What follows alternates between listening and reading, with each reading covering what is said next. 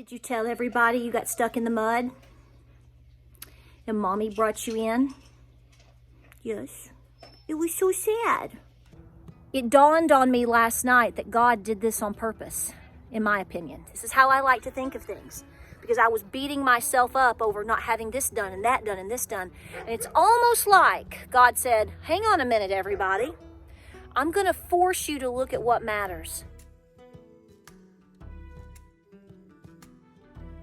Good morning. Good morning. Good morning, Ginger. How are you, sweetheart? Hi, baby. See? Not that cold. We're in our pajamas. Woo! Oh, I'm sorry, Fritz. I didn't get you in the shot. Oh, yes. Okay, honey. You gonna show everybody your belly? Maybe. And there's sister. You really can't move a lot when you're filming her. Okay, so this is gonna be, good morning. This is gonna be a hodgepodge video because we're doing a million things today and I'm not sure what I'll film or what I'll edit or what we'll do. But the snowstorm, by the way, welcome to Appalachia's Homestead. I'm in my pajamas doing my chores as usual. So like a lot of you, some of you are already highly impacted by the storm already. We are not supposed to be impacted until tomorrow night, which is Thursday night. We're gonna get some rain. We're gonna be like 50 degrees. And then suddenly we're gonna be ice and 9 degrees real quick. It's pretty catastrophic, actually. Now, you guys that are like negative 60, you have no sympathy for us. I get it, but let's all admit, going from 50 to 9 degrees in like, who knows, an hour, I don't know. That stinks. So what we've been doing yesterday and what we're doing today and even into tomorrow, basically, guys, I hate to say this is not meant to be negative. I do have my Charlie Brown Christmas tree in the stand, but everything has switched to winter prep. Obviously, we do winter prep all year long. Winter prep is all year long, okay? But when you know a storm is definitely coming, you have to go into like emergency mode in order to actually be ready when it hits. That's a lot of different things for different people in different places. How are your pipes covered? Do you have water? Are you prepared for the power to go out? I'd say a lot of us may very well see that. And when that happens, how are you going to be warm? Have you contacted your family? I know it's Christmas weekend, but this has nothing to do with Christmas, giving presents, baby Jesus and his birthday. We love you. This is about life or death situations for people due to weather. I just asked James. Now I know you folks that live in Wisconsin and Connecticut and all that stuff. You get snow and cold all the time and already have. I get that, okay? I just asked James, I said, when's the last time you saw a storm like this hit us at Christmas? Now, granted, we got a couple of inches of snow and 15-degree weather 2 Christmases ago because I had 20 goat babies and I was bottle feeding goat babies in my house Christmas Eve and Christmas Day. I have videos on that from just 2 years ago. So, we got some cold weather for a couple of days and we got a little bit of snow, but this like negative 12-degree wind chill, ice, all that, to my memory, now it doesn't mean it didn't happen before me, okay? To my memory, I don't ever recall seeing this type of storm hit the southeast by Christmas in my entire lifetime. James didn't either.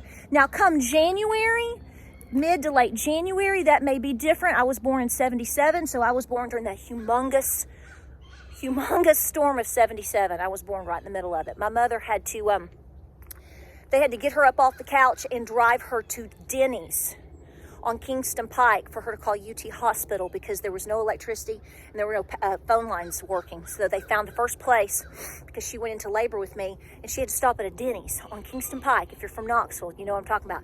So granted, what I'm saying is we have had big snowstorms and we've had ice storms, but the timing in terms of before Christmas typically doesn't happen for most of us, right? So what I'm focusing on today is going to be actually pretty decent. It's going to be partly cloudy and around 50.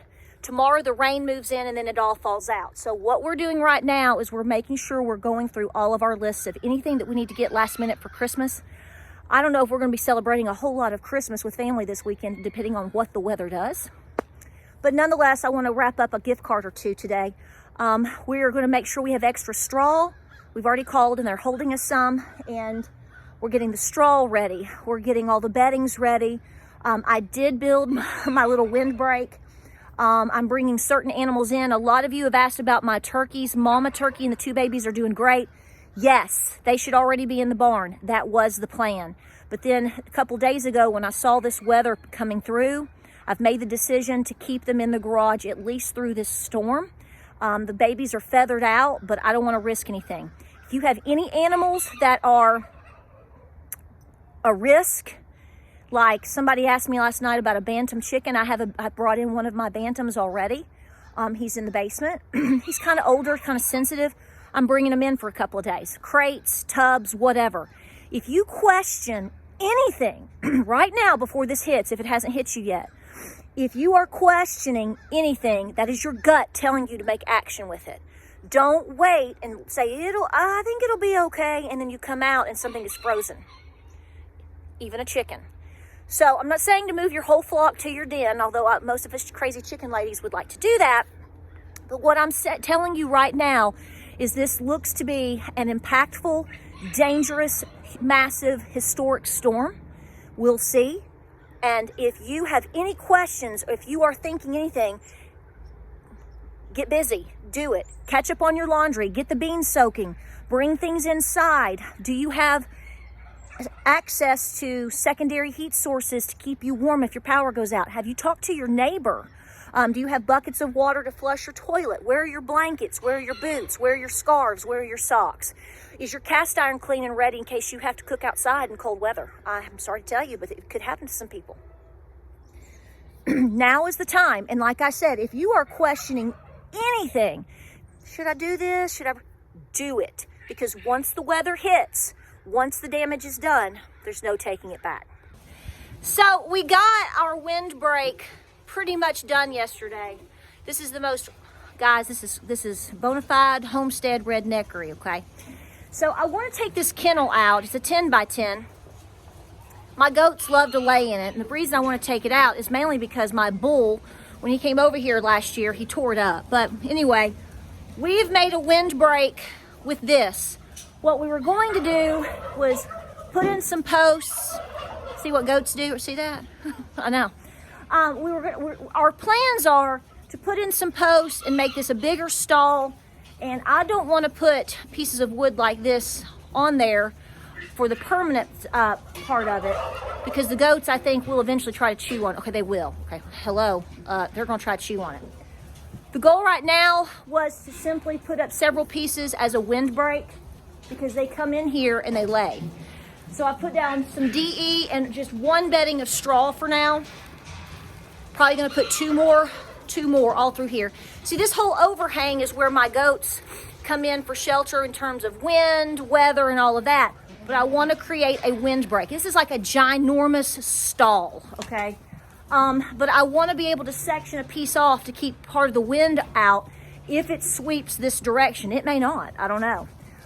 So we're trying to think ahead of all of that. A lot of people say just put them up in the barn.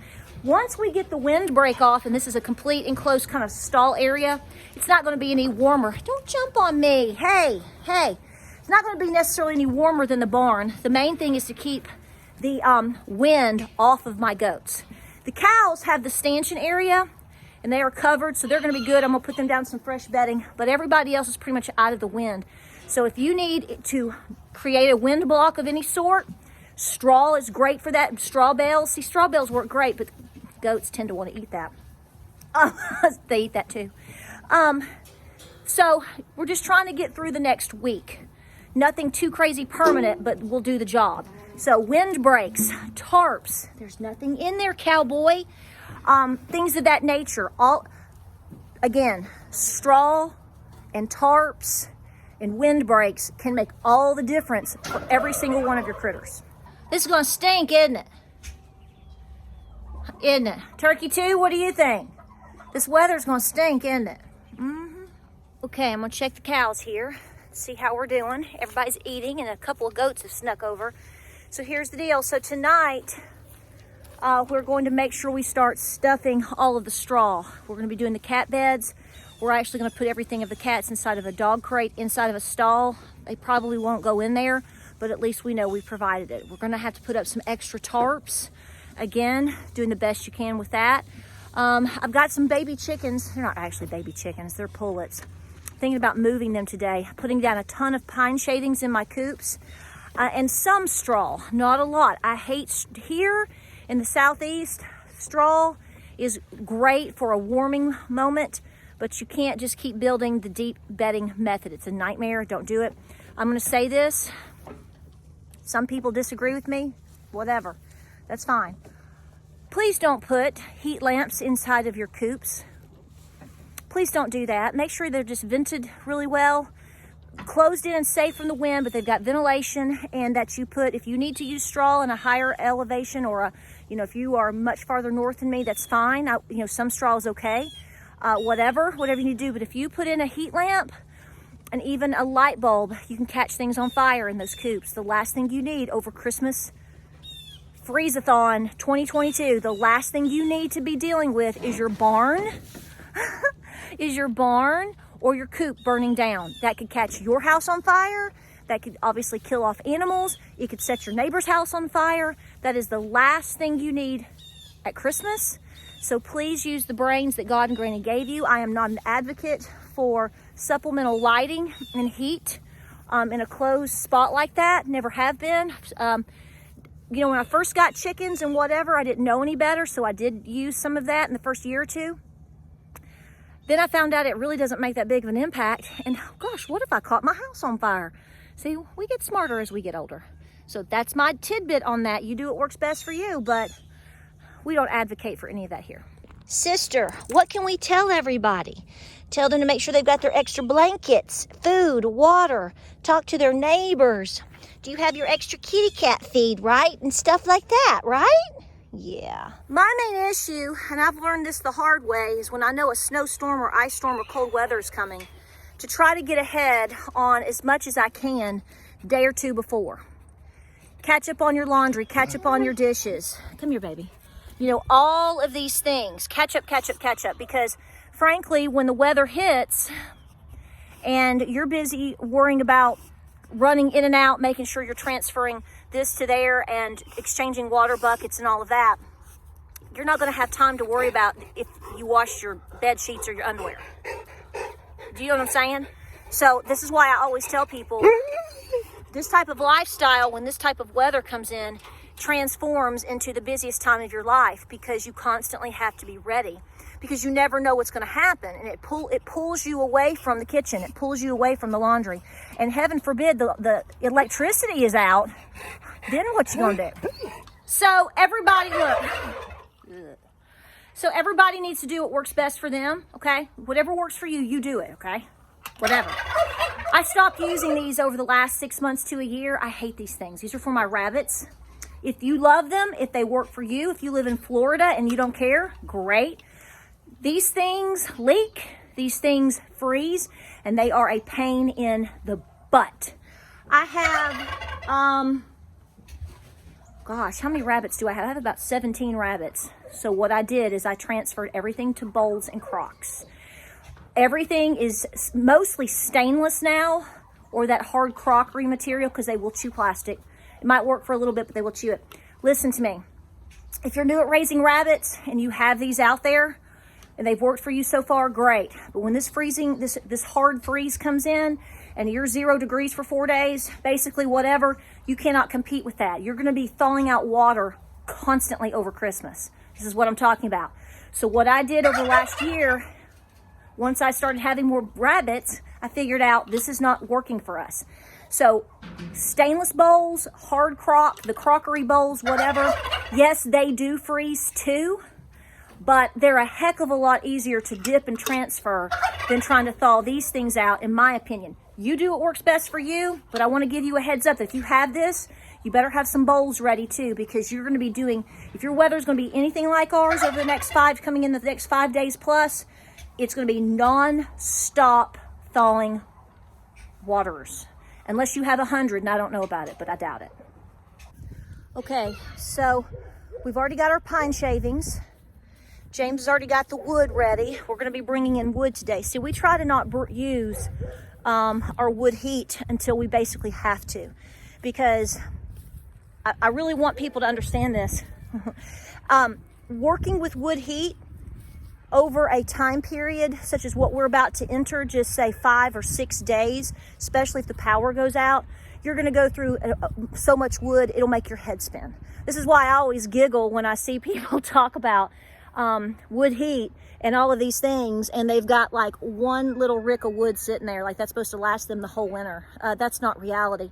That's why we try not to use it, and why we continue to try to build it. So we have an insert, a wood stove that we cook on, and then we have a fireplace. And I'm going to tell you right now, your extra seasoned wood, your really good hardwoods that are cut well and have been seasoned, are obvious. I've always been told 8 months. Some people tell you 6, some people tell you a year. But the people that we dealt with our first wood stove, who've been doing this for like 50 years, they said they have found that the best time frame for wood to season in a dry spot is 8 months, in their opinion. So this is why I'm saying winter prep is all year long, because you constantly have to build your wood supply. But if you need to be ready for that, get your wood in where you can easily access it. Ours is not inside the house yet. We have just been bringing it in a little bit at a time because we haven't had this type of weather just yet. So be ready. This is going to be a learning experience. Okay, so I know this is like Dad 101. I can hear my dad right now. Make sure that your spigots, obviously right now we have the water hose just now attached this morning because we're watering everything. Again, we're way above freezing right now. But remember, you need to cover these up. Even if it's just with a pair of socks and some duct tape, okay? And a plastic bag and a bunch of duct tape, whatever it takes. These little things you can get at Lowe's or Home Depot, they work great. Guys, last thing you need is to have all that cold air hitting that. I know you all know this, but for the one person that said, oh my gosh, I forgot, here's your reminder.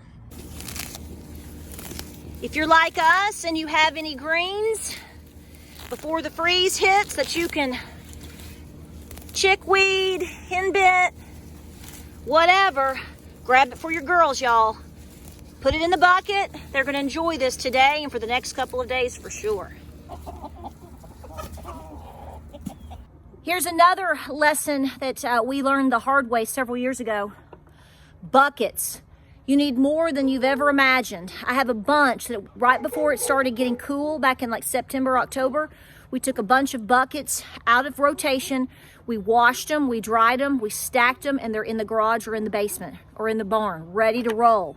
Because again, you can't compete with 2 degrees or whatever you're gonna get, okay? You know that as well as I do. Having a bunch of clean buckets ready to go just so you can start rotating them for the next couple of days is going to be a major time saver. So have your buckets ready. If you need to bring in a sensitive animal, go ahead and start preparing for that. Mr. Thomas is going to be in the house or in the basement here in his cage. He's actually about to get a bath. Did you tell everybody you got stuck in the mud? And Mommy brought you in? Yes. It was so sad. But you've been living in the house. It's nice and warm in here, isn't it? You're so handsome, even all muddy. Yeah. You want a bubble bath? I think so. Oh, Mr. Peaches. Okay, no, you have to sit still. No, Mr. Peaches. Say, Thomas is living with Mr. Peaches. Yeah. Hey, you guys get along good. All right, guys, I know there are 101 more things we could talk about, warn about, and tell you to prepare for.